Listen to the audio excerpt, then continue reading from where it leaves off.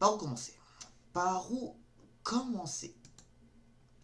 Salut à tous, aujourd'hui on se retrouve pour faire le débrief de cette rencontre, de ce London Derby entre Chelsea et Arsenal. Ça s'est terminé sur un match nul, un résultat que pas mal tout le monde s'y attendait, dont moi d'ailleurs, c'était vraiment la meilleure chose qui pouvait nous arriver.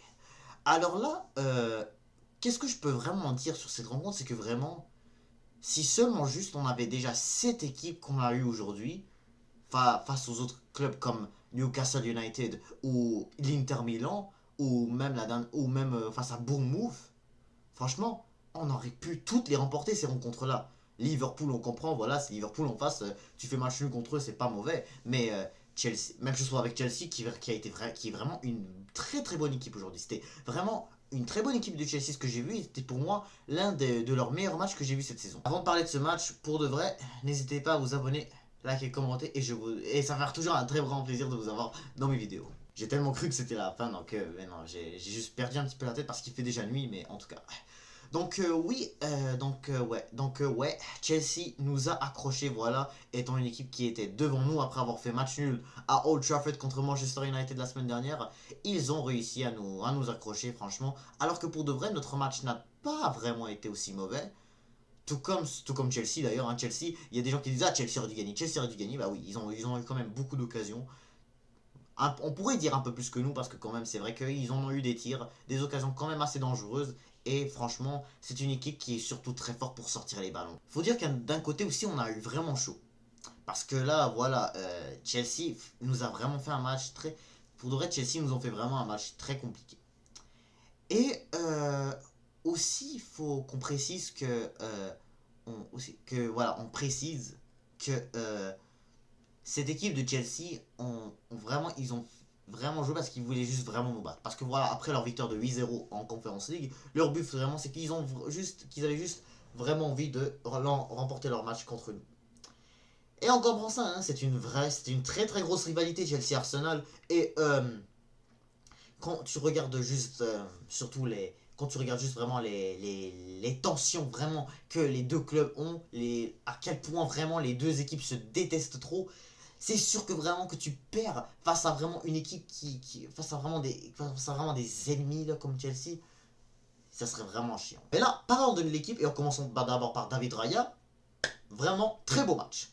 Il nous a fait vraiment deux très beaux arrêts, dont un qui m'a impressionné beaucoup, c'était vraiment au début du match une frappe tellement puissante de Cole Palmer qui était pas très exceptionnel aujourd'hui, mais qui a vraiment fait une frappe très cadrée, vraiment bien frappée, et qui a été super bien arrêté par David Raya. Ça fait vraiment longtemps que j'en vois pas beaucoup des arrêts exceptionnels de David Raya depuis la dernière fois contre l'Atalanta Bergame ou contre Manchester City. Il n'en a fait des arrêts. Bien sûr, faut pas oublier celui de Aston Villa. Donc on retrouve un peu, voilà, les arrêts exceptionnels de David Raya. Ensuite, je trouve que William Saliba, Gabriel ont fait tous les deux aussi une très belle rencontre. À part que voilà, sur le but de Chelsea, oui, on peut dire que c'était un petit peu, voilà, euh, une erreur de Gabriel parce que voilà, il a cru que Pedro Neto allait peut-être il a peut-être essayé de frapper le ballon très long lorsque Pedro Neto l'a mis dans les buts.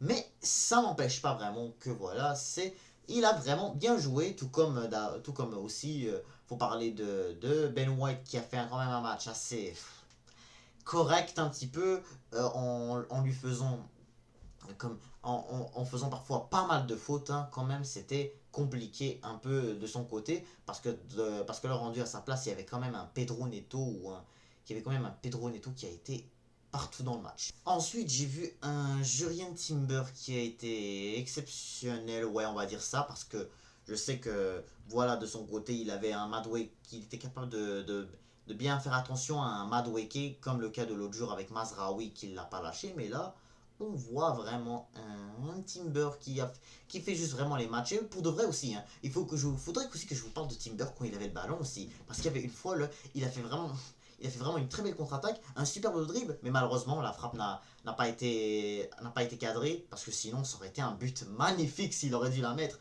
Franchement, ça aurait été juste exceptionnel. Mais pour revenir maintenant aux autres joueurs, en tout cas, là, comme exemple, au milieu, Partey. Écoute, je vais pas encore une fois essayer de le critiquer comme je l'ai fait à quelques reprises. Mais Partey, il faut qu'on lui mette du respect un peu. Parce que je trouve que vraiment, on lui a fait on lui a fait vraiment beaucoup d'efforts. On lui a brûlé beaucoup en lui faisant jouer à tel poste. À des fois, en le faisant jouer en latéral droit. Des fois, en le faisant jouer et parfois, on peut faire changer son poste en revenant à son vrai poste qui est le milieu défensif. C'est vraiment pas simple de faire comme ça. C'est vraiment pas facile.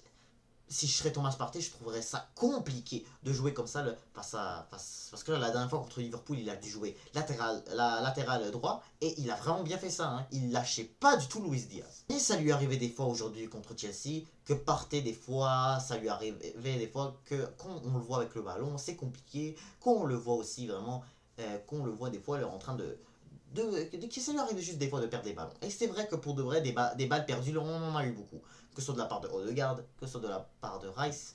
Ça arrive les pertes de balles, tout comme du côté de Chelsea aussi, ils ont eu des pertes de balles, dont une qui aurait pu vraiment bien aider, mais sauf que la contre-attaque n'a pas du tout bien été faite. Et là maintenant, parlons de notre vrai joueur qui est enfin revenu. De notre vrai joueur qui a effectué son retour. Martin Odegaard.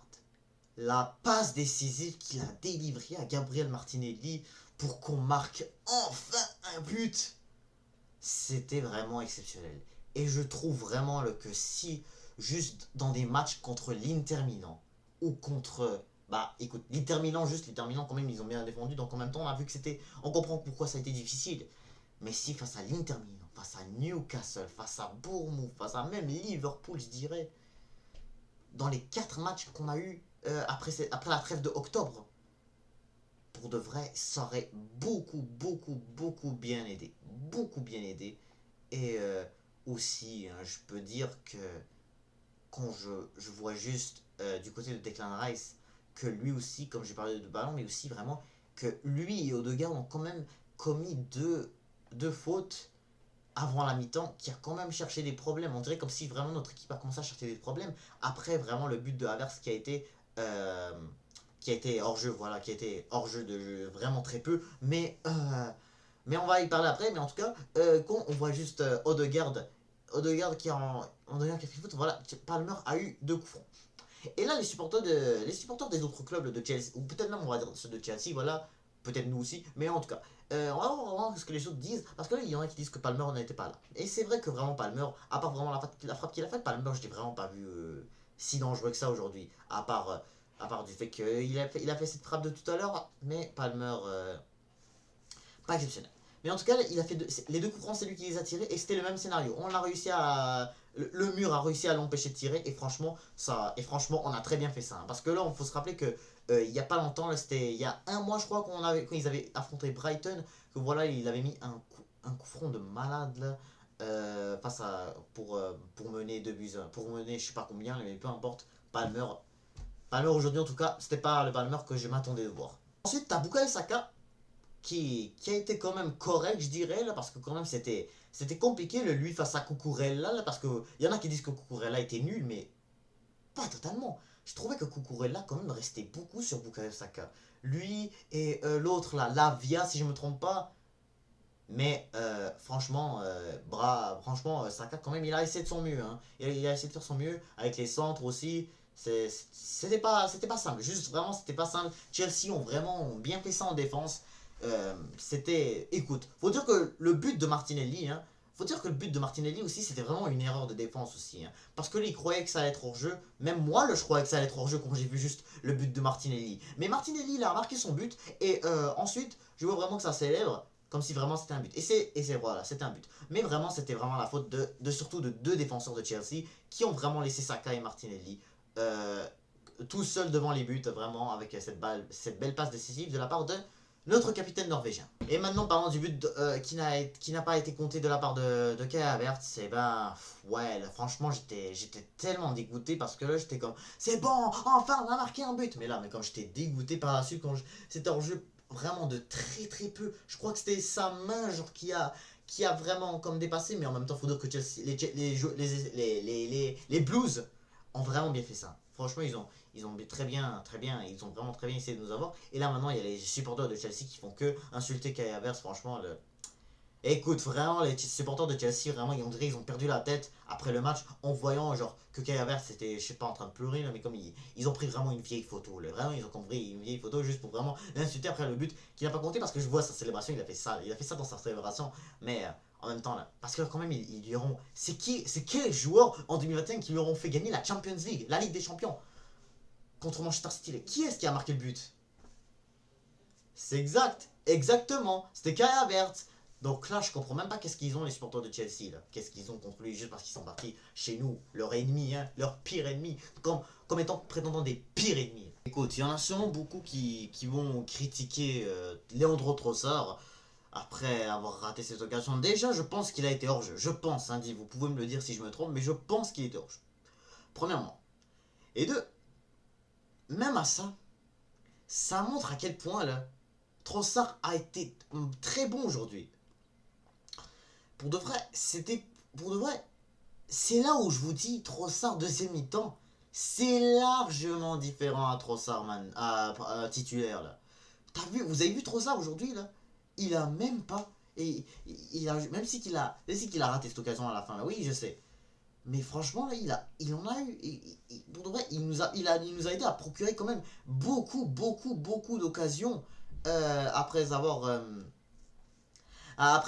voilà, qu'est-ce que je voulais dire? Après avoir pris cette égalisation là, de Pedro Neto, on a eu comme trois, dont une qui a été vraiment mal faite par Mikel Merino, parce que là, Mikel Merino est vite rentré après l'égalisation, il est sorti par Declan Rice.